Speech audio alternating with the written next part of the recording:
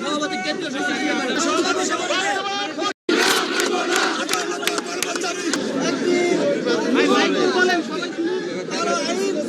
প্রবর্তিত হওয়ার জন্য উপদেষ্টা পরিষদে যে সিদ্ধান্ত বা যে প্রস্তাব পাশ হয়েছে, আমরা সেই সিদ্ধান্ত থেকে সরকারকে সরে আসা এবং কর্মচারী নেতৃবৃন্দের সাথে আলাপ আলোচনা করে যে কোনো নতুন কালাক আইন বা যে কোনো স্বাভাবিক আইন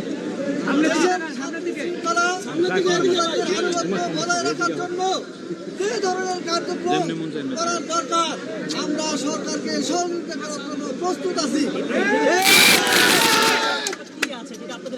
এই আইনে এমন কিছু নিবর্তনমূলক ধারা সংযুক্ত হয়েছে যা ইতিপূর্বে বাংলাদেশের সর্বোচ্চ আদালত এটাকে কালো আইন বলে অভিহিত করে বাতিল এবং অবৈধ ঘোষণা করেছে।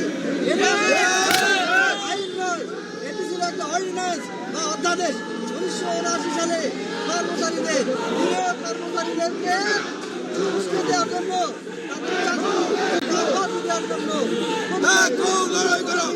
প্রস্তাবে এই আইন পাস করা হয়েছিল।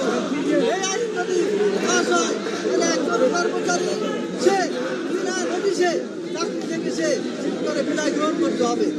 সংবিধানের 135 অনুচ্ছেদের 2 অনুচ্ছেদের সরাসরি এই আইনে বিরোধিতা করে এবং সে সংবিধানের 135 অনুচ্ছেদের সাথে সরাসরি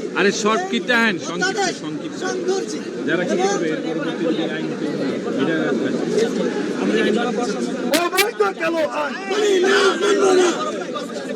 আমরা ইতিমধ্যে আমাদের অবস্থান সরকার এবং মিডিয়ার মাধ্যমে পরিষ্কার করেছি। এই আইন দ্বারা মানুষ স্বাভাবিক ন্যায় বিচার পাবে না। আগে আমি এই দেশের নাগরিক, তারপর আমি এই দেশের কর্মচারী।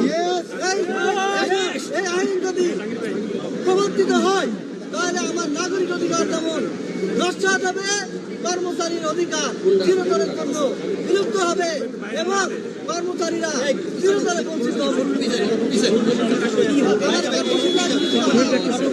দরকার এই আইন যদি পাশ হয়, এই আইন যদি গৃহীত হয় তাহলে অনেক নিরীহ কর্মচারী, মহিলা কর্মচারী দুষ্ট অফিসের দ্বারা চাকরির ভয়ে নিগৃহীত হবে, কিন্তু তাদের মুখের কথা।